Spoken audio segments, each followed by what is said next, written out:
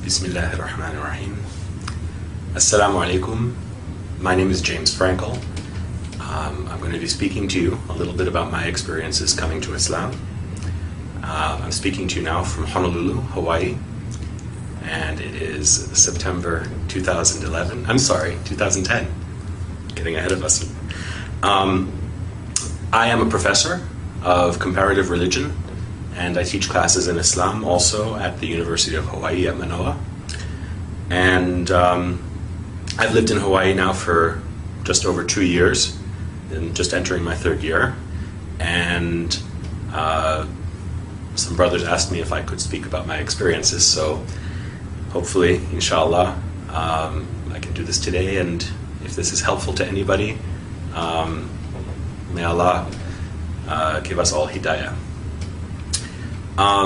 As I said, I came to Hawaii 2 years ago. Before that, I lived in New York City. I was born and raised in New York City, born in 1969, and grew up in Manhattan, and part of the time in Brooklyn, another few years of my life. For the most part, had a very happy family life. My parents raised me not with any particular religion, but I think with basic set of moral values. Actually, by heritage, my background is Jewish, but I grew up in a very secular household, and there wasn't a lot of religious practice. The only connection I really had to any kind of traditional religion was from my father's side, my grandmother, my father's mother, who was a practicing Jew. And, it's from her that I learned a few things, Bible stories, stories of the prophets.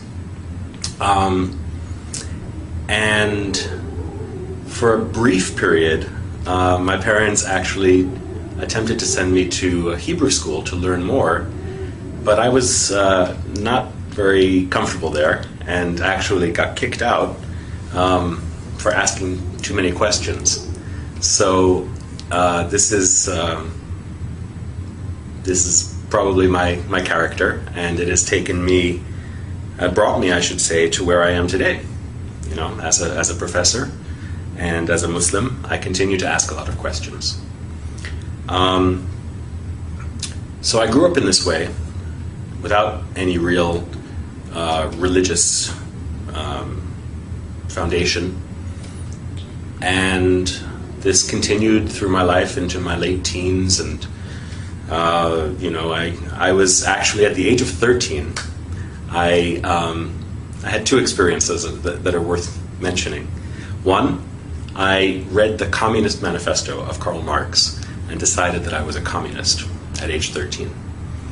I thought the values were sound, and I thought the philosophy was potentially beneficial to people. Also at that time, I suppose this might be one of the earliest exposures to Islam that I can remember. My best friend at that time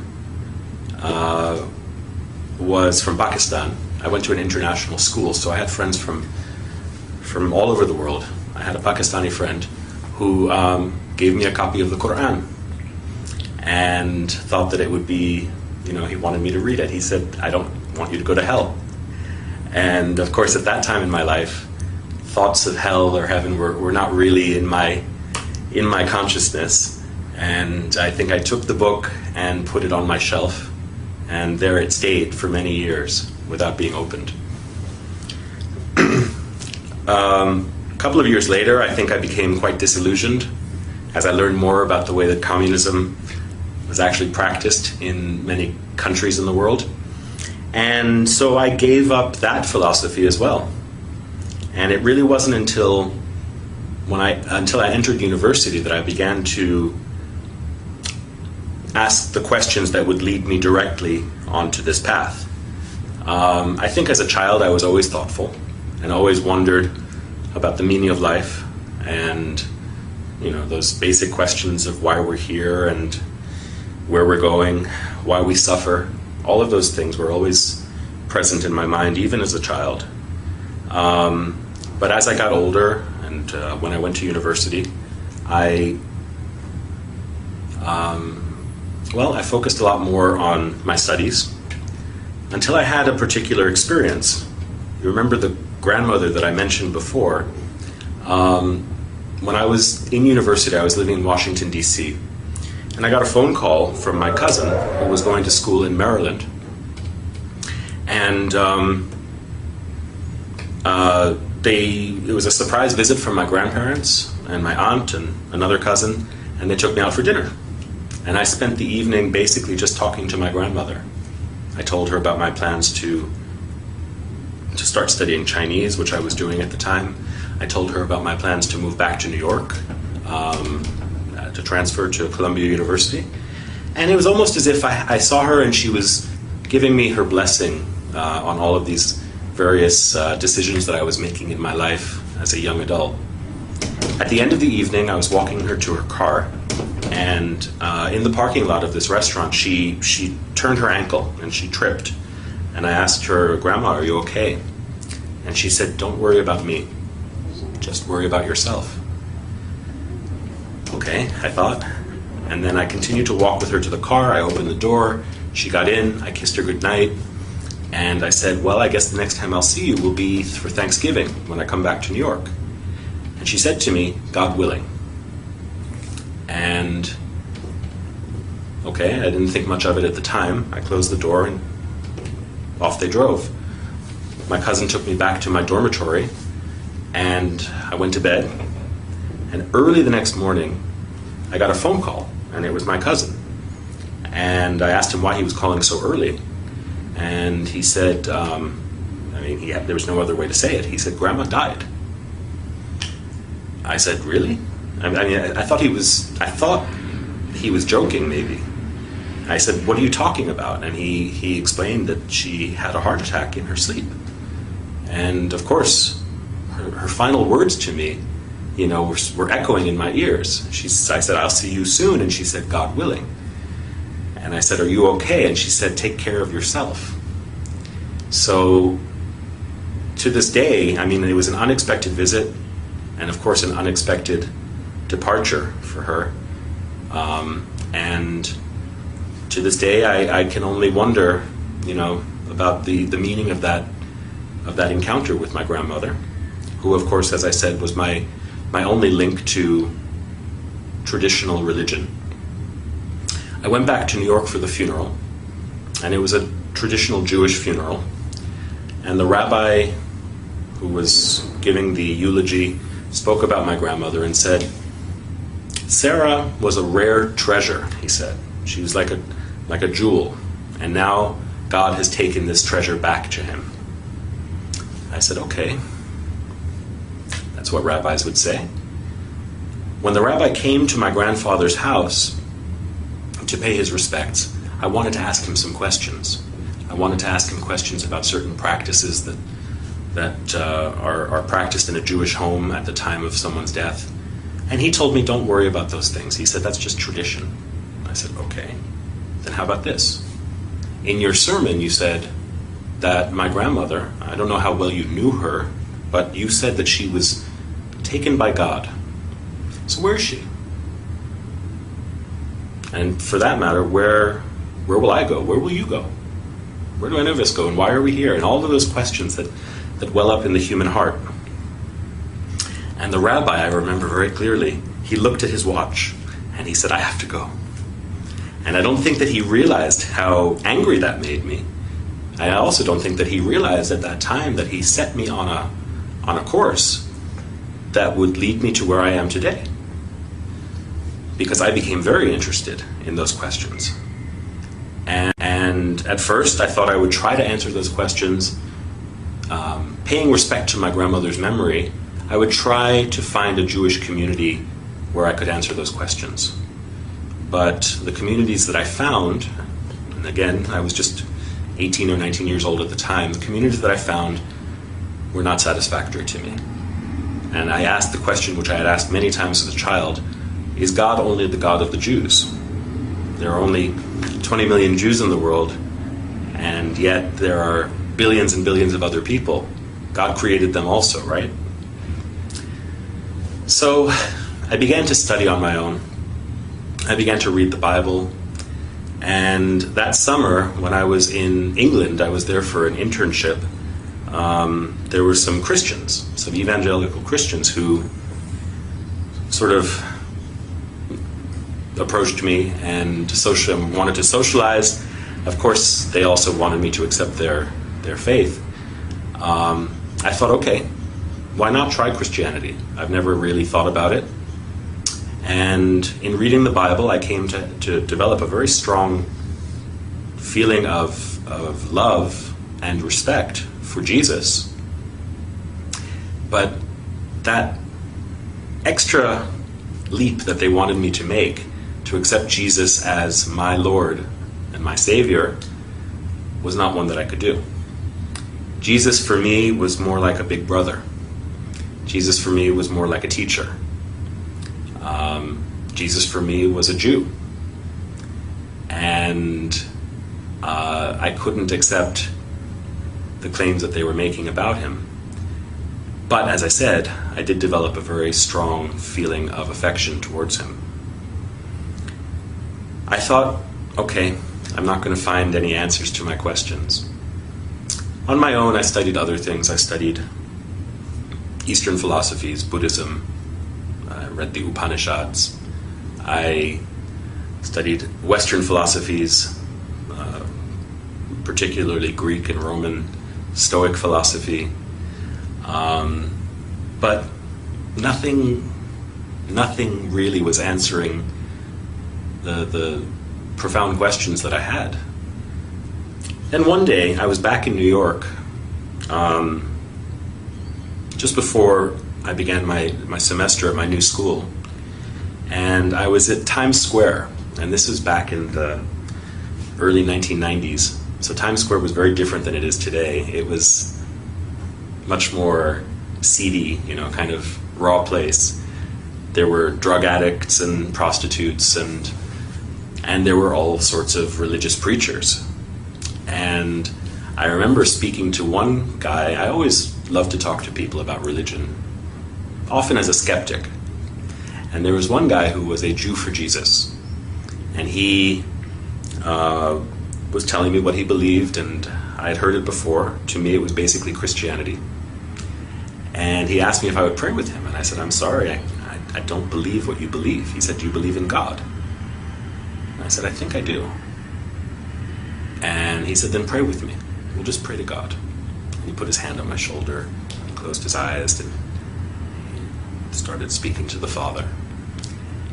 And with his eyes closed, I started to look around at where I was, and I saw at the other corner these men with long black beards, white robes, jalabiya, white turbans.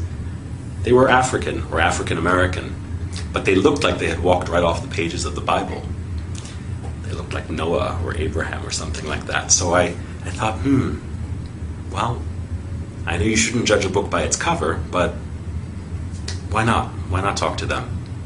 And I went over after the Jew for Jesus finished praying. I went over to them and I asked them what they were preaching. And they told me I probably wouldn't be interested in it. And I said, why not? And they said, well, because you're the devil. I said, really? I'm the devil. And they said, well, all white men are devils. And I said, if I'm the devil, let me just ask you this one question. If I am the devil, why am I so thirsty to know God? And they explained to me that even the devil believes in God. And I asked them, I said, where did you get this knowledge? I actually knew, I had written a paper in college about Malcolm X and the Nation of Islam. And so I I understood that they were probably some derivative of that black nationalist movement. But I asked them what their source was for this claim of my satanic nature. And they gave me some verses from the Bible, Book of Daniel, I think. And I said, no. If I want the Bible, I can go down the street to the Jew for Jesus or to some other Christian. What about your book? Don't you read the Quran? And they said yes. And so they gave me some verse to read from Surat Al-Kahf.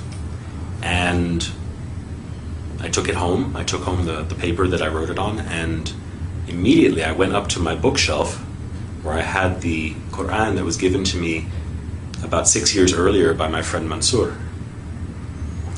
And I started reading. I looked for the passage that they had directed me to. And of course I read it, and there was no indication there that I was the devil or that any other white person was the devil. But since I started reading, I went to the beginning of the book, and I just began to read. And I read, and I read, and I read until I fell asleep with the book in my hands. And the next day, I read, and I read, and I read when I had some free time.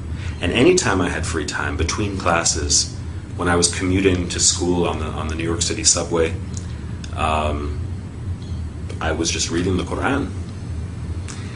And it moved me in a way that other books hadn't. Certainly in a way that the Bible didn't. The Quran's directness and the fact that the Lord of the worlds, right, the Creator, as the book describes the author, is speaking directly to you at times, very direct way, very intimately. It moved me in a way that I had not felt before, and I can't tell you where or when exactly. I know that there were times that I would read it, and sometimes I could feel tears in my eyes and running down my face. Sometimes I would read it and the hair on my arm would stand up, or on the back of my neck. And I can't pinpoint precisely the time or the place, but at some point I think that I had realized that I was reading the words of God.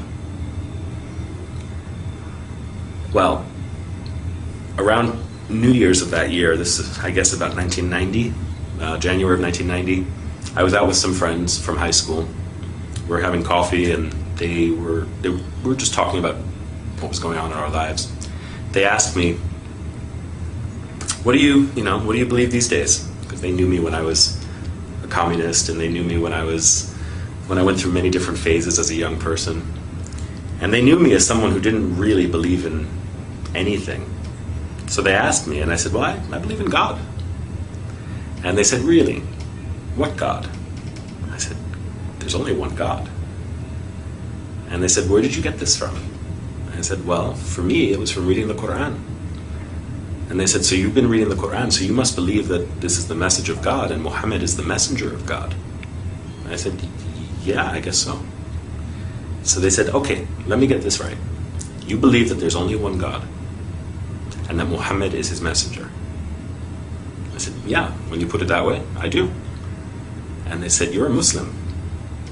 And I laughed. I said, I'm a Muslim? You're a Muslim. You're from Pakistan. I'm just a guy who believes in God. They said, no, you're a Muslim. If you believe that there is no God but the one God and that Muhammad is his messenger, you are a Muslim. And I was in shock. For the next few days, had to think about what that meant. And I contacted my friend Mansur, the one who had given me the Quran when I was 13 years old.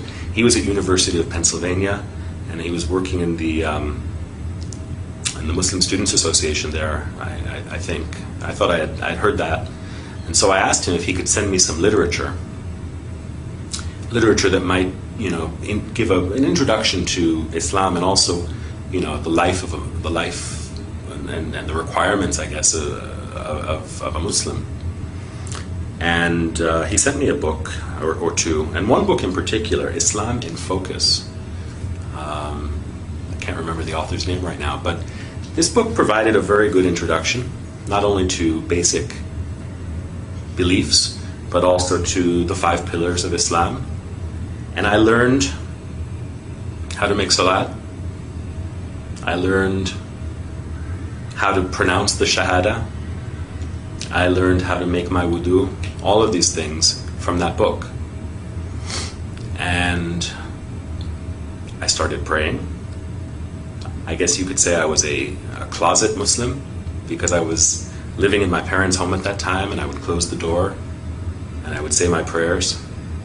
And even the first time that I ever fasted in the month of Ramadan, I did it completely on my own. I had no community.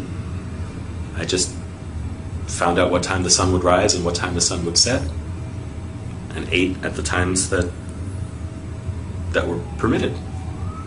And so for the first 6 or 8 months of my life as a new Muslim, I did this completely alone. And my guide was the Quran and the book of this scholar. And that's the story of how I embraced Islam, actually. At a certain point, I had to tell my family. And so this was sort of coming out of the closet. And one night at dinner, I was sitting with my family, and I told them, I said, I've been reading the Quran. They said, yeah, we know. We've seen you carrying it everywhere. And I said, I really believe it. And I said, what I've learned is that besides believing, there are certain practical implications of that belief, which I have chosen to follow also. So I guess that makes me a Muslim. My mother's reaction was very strong. She cried. And I think she asked herself, and probably looked at my father and thought, where did we go wrong? How did this happen? I think my father's approach was much more relaxed. He probably thought to himself, well, my son was a communist when he was 13. He was, a skinhead when he was 16. He went through so many different phases, maybe this is just another phase. And I suppose both my mother and my father were onto something. I mean, this was a phase, but it wasn't just a passing phase, or so I thought, or hoped. And my mother must have realized that I was serious. But of course her reaction was one of fear and regret, which I suppose are understandable when one is ignorant and only has distorted perceptions based on misinformation or limited information. So there were great challenges in those first years trying to communicate with my parents. I have to say, alhamdulillah, they are very understanding, and they've been very patient, and we've come to a better understanding. At first I think my mother worried that I would turn into some kind of a monster. But I tried to reassure her that, since embracing Islam, I'm a better student.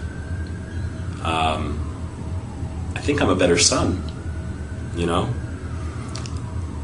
And, it wasn't as though I was a bad person before Islam. Maybe for some people, setting foot on this path is necessary for them to be able to reform themselves. In my case, I thanked my parents, actually, for giving me the values that I was able to recognize when I came to Islam. And as I said, I wasn't a bad person, inshallah. Islam has made me, makes me, and will make me a better person. So, everybody's path is different, how they get there, and even once they embrace Islam, everybody has a different way of understanding this path. For me, it has a lot to do with learning and knowledge. I think that the basic purpose of life, the basic purpose of Islam, is to gain knowledge. Knowledge of ourselves, knowledge of our world, of our universe, and knowledge of our intimate relationship with Allah. So this has propelled me into my career. I don't know that I would be a professor today if I hadn't become a Muslim.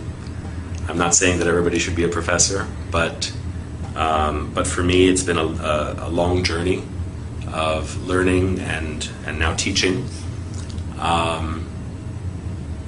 Along the way I've gained a great respect and appreciation for other religions also, which I don't think I would have had I not had this grounding in Islam.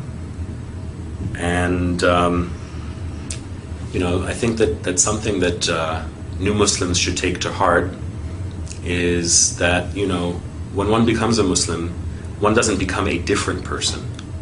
Rasulullah sallallahu alaihi wasallam said that people bring to Islam what they had before.